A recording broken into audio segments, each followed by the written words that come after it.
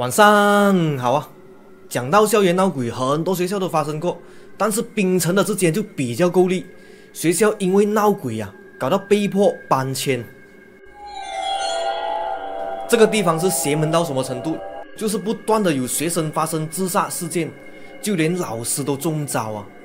过后更有10多个学生集体中邪，轰动全城，还登上了报纸。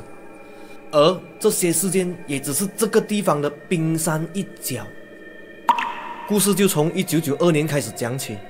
那天是星期六，放学过后就有3名学生没有回家，他们就去学校后面的操场踢球，踢着就发现了一个很奇怪的门。这个铁门就有一个铁链锁着的，可是门都生锈了。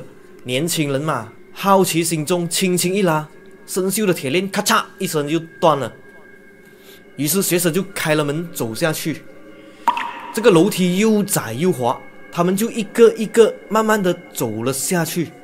墙壁全部都是青苔，脚下面就有很多积水，地上就有很多那些烂木板和生锈的铁钉，看着就有一点恐怖。房间的中间就有一个形状很特别的木桌子，旁边还有一个麻宝袋。当时就有一个调皮的学生，他就用脚去踢了踢那个麻宝袋，这个时候这个麻宝袋竟然破了，然后麻宝袋里面竟然掉出来了一些红线符咒，还有类似骨头的东西。突然间一个学生大喊了一声，然后全部人就连滚带爬的跑了出去。诡异的是，回到家后他们3个还一起发了3天的高烧。过不久学校知道了这个事情过后，就把这个铁门用水泥给封着了。关于这个地下室的秘密其实还没有这么简单，它很可能是导致这里全部灵异事件发生的源头。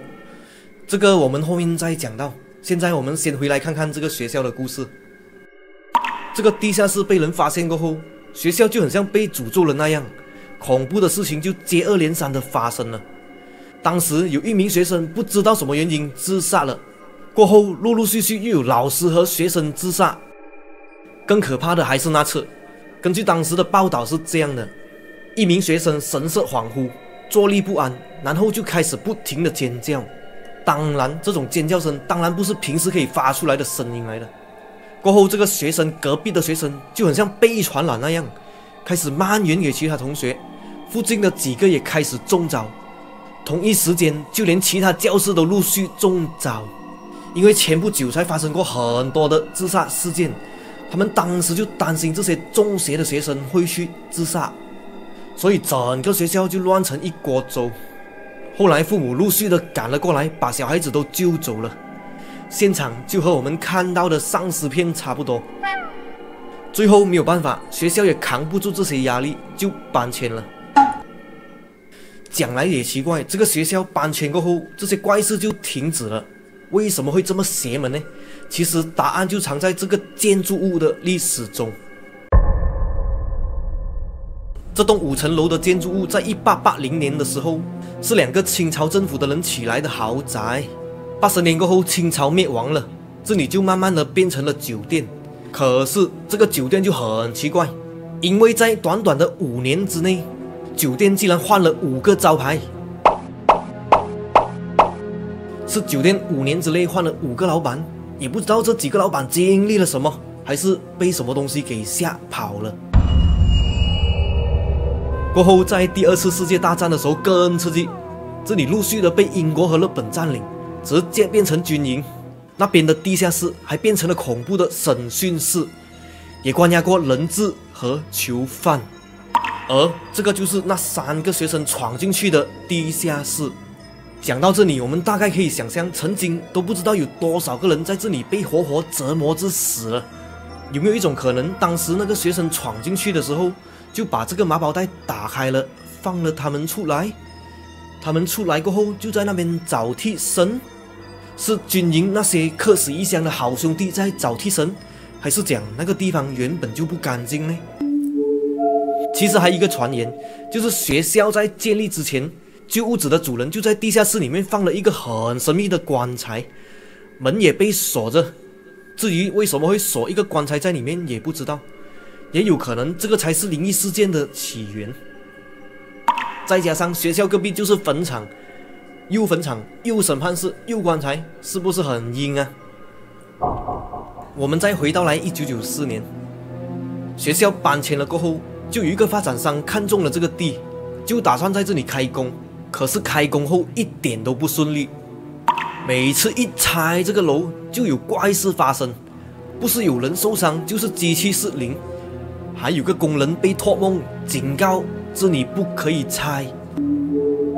没有办法，所以发展商就只好暂停，直到现在依然是拆不了。神秘的建筑物就还是依然的在那边。